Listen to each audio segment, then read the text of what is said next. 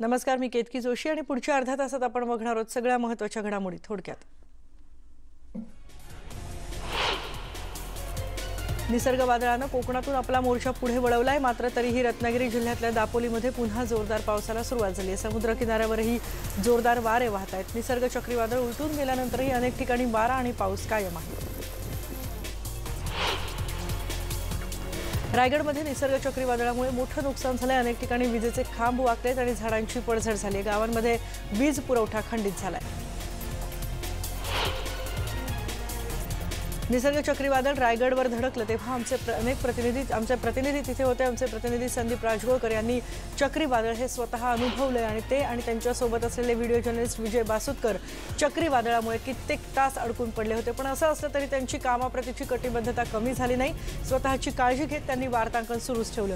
एका ठिकाणाहून दुसऱ्या ठिकाणी जाण्यातही त्यांना प्रचंड अडचणी येत होत्या, पण त्यांनी या सगळ्यावर मात केली। निसर्ग चक्रीवादळाचा तडाखा मनमाड, येवला, लासलगाव, चांदवड, मालेगाव यासह नाशिकच्या ग्रामीण भागालाही मोठ्या प्रमाणात बसलाय। वादळी वाऱ्यामुळे मनमाडला काही ठिकाणी झाडं कोलमडून पडली, तर विजेचे खांब आणि तारा देखील तुटल्यानं रात्रीपासून संपूर्ण शहराचा वीज पुरवठा खंडित झालाय। येवल्याच्या अंदरसूल, धामणगाव परिसरात अनेक ठिकाणी पोल्ट्री फार्म आणि घरांची पडझड झाली आहे, तर काही ठिकाणी झाडं कोलमडून पडलेत। मालमत्तेचं नुकसान झालं असलं तरी सुदैवानं जीवितहानी झाली नाही, त्यामुळे सुटकेचा निश्वास सगळ्यांनी सोडलाय। निसर्ग चक्रीवादळाचा मोठा फटका नाशिकला बसेल। नाशिक इगतपुरीमध्ये अनेक ठिकाणी वादळामुळे झाडं विजेच्या खांबांवर पडलेत आणि अनेक ठिकाणी विजेचे खांबच पडल्यानं संपूर्ण जिल्ह्यात वीज पुरवठा खंडित झालाय, तर काही ठिकाणी सुरक्षेसाठी वीज पुरवठा बंद करण्यात आलाय। वीज सुरू करण्यासाठी आता युद्धपातळीवर काम सुरू आहे। निसर्ग चक्रीवादळाचे पडसाद नाशिक शहरातही दिसतात। गोदावरी नदी जलमय झाली आहे। रामकुंड, सीताकुंड, लक्ष्मणकुंड, गांधी तलाव पाण्याखाली गेले, तर दुतोंड्या मारुतीच्या पायाला पाणी लागले। मात्र गोदावरी आता प्रदूषित होते, कारण अनेक गटारांमधलं पाणी नदीपात्रात येत आहे। प्रशासनानं सतर्कतेचा इशारा दिलाय, पण तरी सुद्धा अनेक जण नदीपात्राजवळ गर्दी करतायत।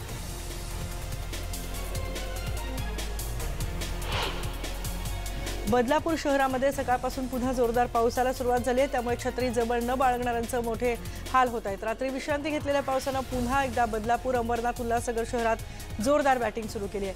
निसर्ग वादळामुळे बुधवारी दिवसभर सोसाट्याच्या वाऱ्यासह पाऊस लागून राहिला होता, त्यामुळे 30 पेक्षा जास्त झाडं उन्मळून पडली। निसर्ग चक्रीवादळाच्या तडाख्यातून मुंबईसह महाराष्ट्राचं रक्षण करणाऱ्या सगळ्यांचेच मुख्यमंत्री उद्धव ठाकरे यांनी आभार मानलेत। महाराष्ट्रावर कोरोनाचं संकट घोंघावत असताना चक्रीवादळाचा तडाखा बसला। संकट म्हटलं तर मोठं होतं, पण हे संकट आपण सगळ्यांनी परतवून लावल्याचं मुख्यमंत्री उद्धव ठाकरे यांनी म्हटलंय। दुर्दैवानं 2 जीव गेल्यानं दुःख होत असल्याचंही मुख्यमंत्री म्हणाले। नुकसान झालेल्या भागाचे पंचनामे करण्याचे आदेशही त्यांनी दिले, असं निवेदनात म्हटलंय। निसर्ग चक्रीवादळाचा पहिला बळी अलिबागमध्ये गेला। मधल्या उमटे गावातल्या 58 वर्षांच्या दशरथ वाघमारे यांच्यावर विजेचा खांब पडला, त्यामुळे त्यांचा मृत्यू झाला। जोराच्या वाऱ्यांमुळे वाघमारे यांच्यावर विजेचा खांब कोसळला आणि त्यात ते जखमी झाले। त्यांना रुग्णालयात उपचारासाठी नेत असतानाच त्यांचा मृत्यू झाला। पुण्यात निसर्ग चक्रीवादळामुळे अनेक ठिकाणी झाडं पडल्याच्या घटना घडल्या आहेत। सिंहगड परिसरात हे झाड कोसळत असल्याचा व्हिडिओ न्यूज 18 लोकमतच्या हाती लागलाय। वादळाच्या या शक्तीपुढे मोठी झाडं सुद्धा अशी उन्मळून पडल्याचं पाहायला मिळालं।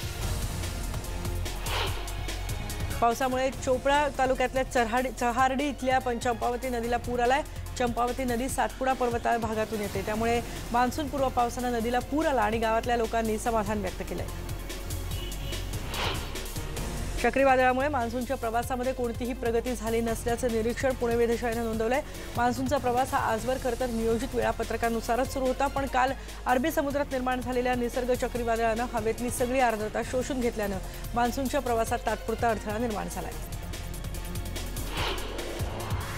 दिवसभरात राज्यात 2560 नवीन रुग्णांची नोंद झाली। आता राज्यात कोरोनाबाधितांची संख्या 74,860 एवढी झाली आहे। यात सर्वाधिक रुग्ण हे मुंबईतले आहेत। 43,492 इतके रुग्ण सध्या मुंबईत आहेत। मुंबईमध्ये आतापर्यंत 1,417 जणांचा मृत्यू झालाय। गेल्या 24 तासात पुणे जिल्ह्यात 340 रुग्णांची भर पडली, ही आतापर्यंतची सर्वाधिक वाढ आहे। त्यामुळे जिल्ह्यात कोरोनाग्रस्तांचा एकूण आकडा 8,474 वर गेलाय, तर आतापर्यंत 378 रुग्णांचा बळी गेलाय। अजूनही 165 गंभीर रुग्णांवर उपचार सुरू आहेत। 43 जण व्हेंटिलेटरवर आहेत। अकोल्यातल्या कोरोना रुग्णांचा धोका दिवसेंदिवस वाढताना दिसतोय। दिवसभरात तब्बल 40 नव्या रुग्णांची भर पडली, त्यामुळे जिल्ह्यातल्या एकूण कोरोना रुग्णांची संख्या 667 वर गेली। आतापर्यंत 34 जणांचा कोरोनानं बळी घेतलाय, तर 478 जण कोरोनामुक्त झाले।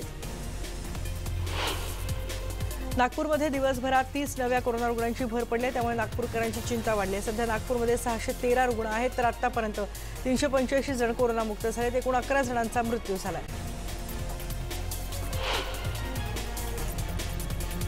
कोरोनाबाधितांचा आकडा नवी मुंबईमध्ये 2473 वर गेला आहे, तर दोघांचा मृत्यू झालाय। नवी मुंबईत एकूण 80 जणांचे प्राण कोरोनाने घेतलेत। नेरूळ आणि घुंसोलीमध्ये सर्वाधिक रुग्ण वाढल्याची नोंद करण्यात आली आहे। आतापर्यंत 1462 रुग्णांनी कोरोनावर मात केली आहे।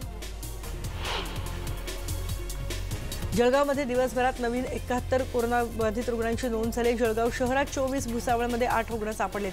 ग्रामीण भागातही कोरोनाचा फैलाव झाल्याचं समोर आले, त्यामुळे जिल्ह्यात आता 871 रुग्ण झालेले आहेत। जळगाव जिल्ह्यात वेगानं सुरू असलेला कोरोनाचा संसर्ग रोखणं आणि मृत्यूदर आटोक्यात आणणं हे दोन उद्देश घेऊन जळगावात आलोय, असं आरोग्यमंत्री राजेश टोपे म्हणाले। ते जळगावमध्ये पाहणी करण्यासाठी गेले होते, त्यावेळी मृत्यूदर रोखण्यासाठी जळगाव जिल्ह्याच्या प्रशासकीय यंत्रणेत काही ठिकाणी मोठी ऑपरेशन्स करावी लागणार आहेत, असंही ते म्हणाले। अहमदनगर जिल्ह्यात कोरोनाचे मंगळवारी एकाच दिवसात 20 नवे रुग्ण आढळून आले। त्यात नगरमध्ये 7 तर अकोले इथे 6 नवे रुग्ण आढळलेत। नगर शहरातले हे 6 Maliwada, Bhavaninagar, Kedgaon, railway station road परिसरातले आहेत। शहरात कोरोनाचा प्रादुर्भाव वाढल्यानं महापालिका प्रशासनही सतर्क झालं। एकूण 20 रुग्णांपैकी 12 महिला आहेत। जिल्ह्यात एकूण रुग्णसंख्या 172 झाली आहे।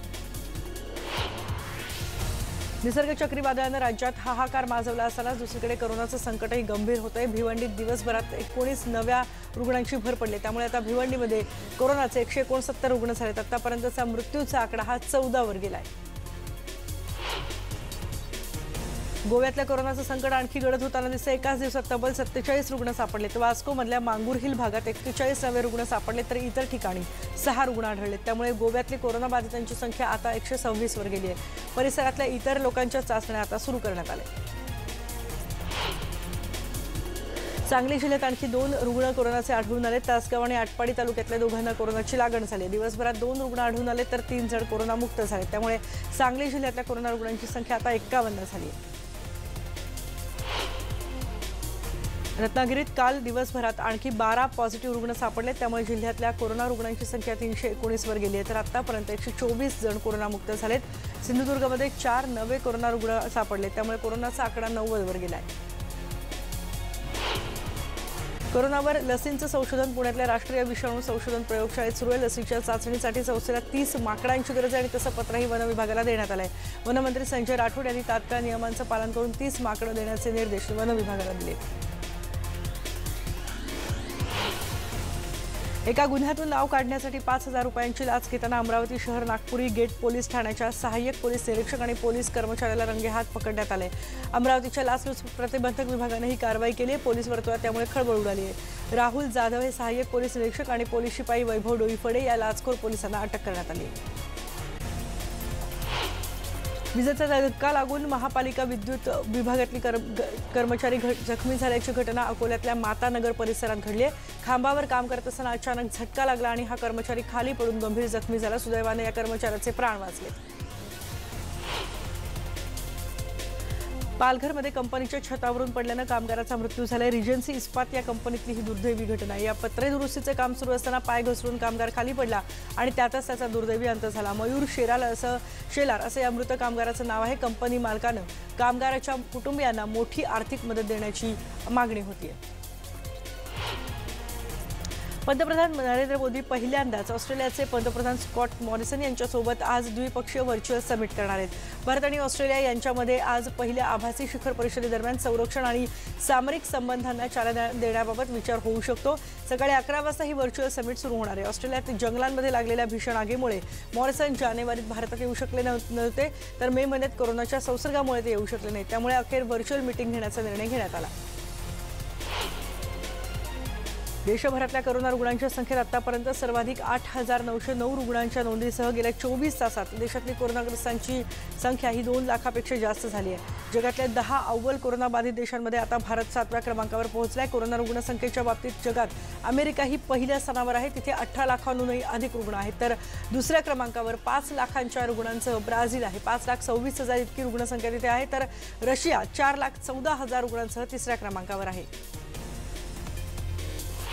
देशात गेल्या 24 तासांमध्ये 1,37,158 नमुना चाचण्या घेण्यात आल्यात आणि आता सातत्यानं 1 लाखांहूनही अधिक चाचण्या घेण्यात येत आहेत। आतापर्यंत 41,03,233 चाचण्या झाल्यात।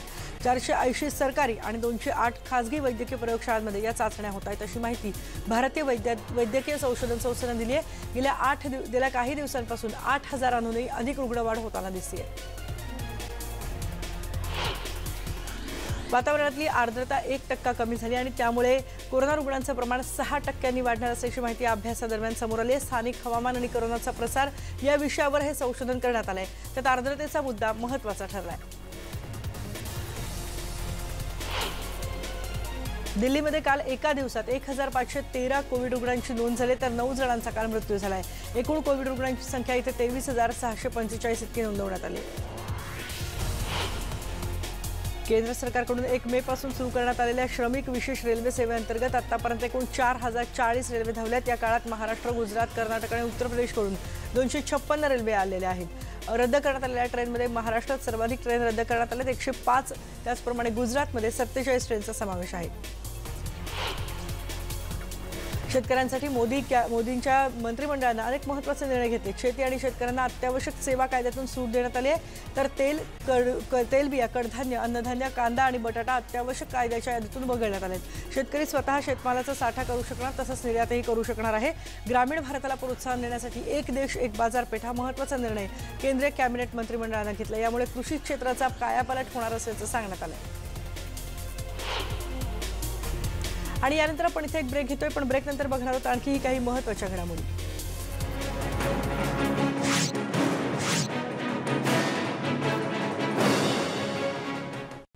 आपण बघतोय महत्त्वाच्या घडामोडी, पण थोडक्यात।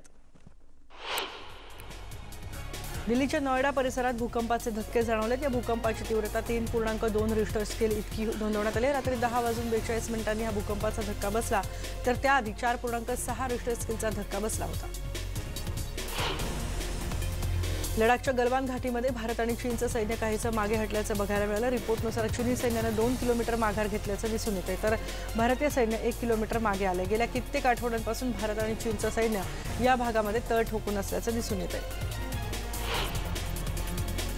कोरोना व्हायरसवरून सुरू असणारा चीन आणि अमेरिकेतला वाद आता आणखी गडद होताना दिसतोय, कारण अमेरिकेचे राष्ट्राध्यक्ष डोनाल्ड ट्रम्प यांनी चीनच्या विमानांना आता अमेरिकेत बंदी घातली आहे।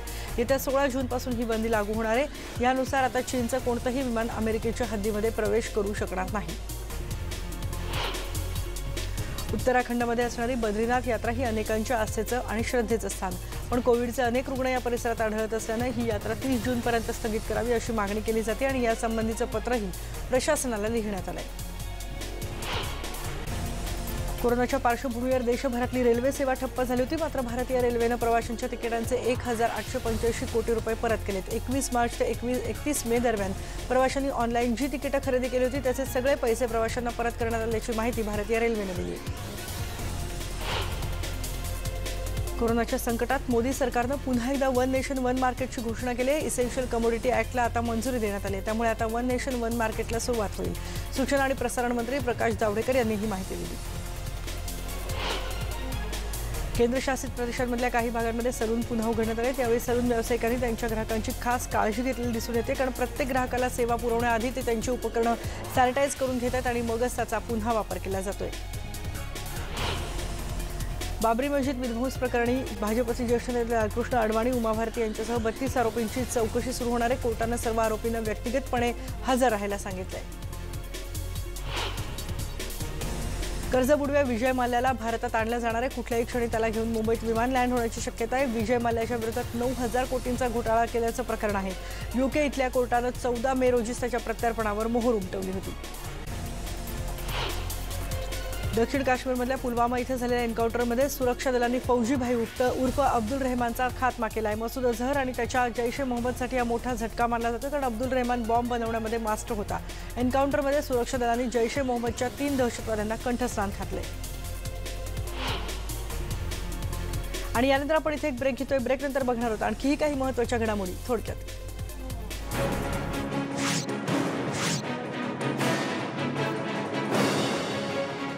आपण बघतोय महत्त्वाच्या घडामोडी थोडक्यात। अत्यंत धक्कादायक घटना काल केरळमध्ये घडली होती। उत्तर केरळमधल्या मल्लपुरम जिल्ह्यातून एक धक्कादायक आणि अत्यंत दुर्दैवी घटना समोर आली। काही लोकांनी एका गरोदर हत्तीणीला फटाके भरलेला अननस खायला दिला होता। अन्नाच्या शोधात भटकत असलेली ही हत्तीण फिरत फिरत जवळच्या गावात आली। तिला काही मुलांनी खायला दिलं।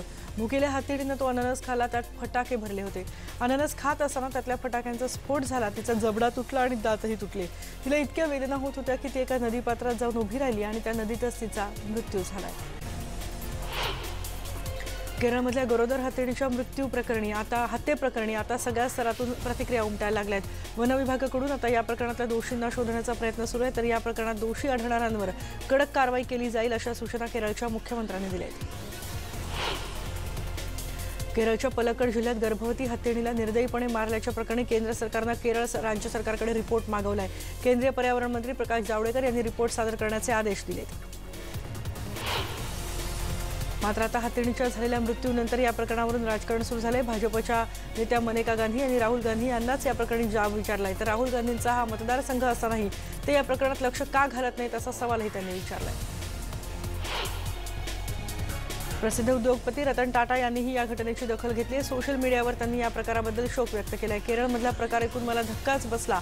मुक्या जनावरांविरोधात असं कृत्य करणं म्हणजे निरपराध माणसाचा खून केल्यासारखंच आहे, असं रतन टाटा यांनी आपल्या सोशल मीडिया अकाउंटवर म्हटलंय।